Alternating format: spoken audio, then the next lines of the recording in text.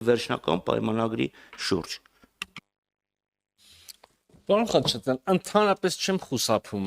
շարունակենք խոսակցությունը, եթե պարոն Խանդեյանը հնարավորություն տա մի հատ արձագանքենք, մի հատ, այսինքն եթե որևէ բանի չեմ անդրադառնում, հանկարծ տպավորություն չլինի, որ թեմա կա, որի շուրջ խուսափում եմ խոսալ։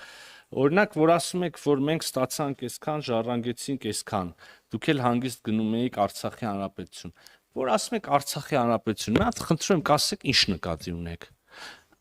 Կարակ հետո գնանք մամուլի ասուլիս տակ, եթե նույնիսկ պարոն Խանդեյանը չի։ Ես ուղղակի ասում եմ իմ տարակուսանքը, այսինքն նայեք, դուք տենց հպարտ դեմքով ասում եք Արցախի Հանրապետություն, բայց մի հատ կարակ ասեք, կար Արցախի Հանրապետություն ձեր համար գոնե։ Դուք երբ որ իշխանություն եք, կար ճանաչված Արցախի Հանրապետություն։ Պատասխանը ակնհայտ է, չէ։ Սա ինձ ստիպում է ենթադրել, որ դա սովորական քարոզչական են հնարքներից է, հայրենասիրականի անվան տակ սիրուն փաթեթներից, որի տակ դուք լրիվ ուրիշ բաներ եք պայմանականորեն վաճառել Հայաստանի Հանրապետության ժողովրդին։ Հետևաբար կրկին այս արտահայտությունը ես հա ասում եմ, հալվա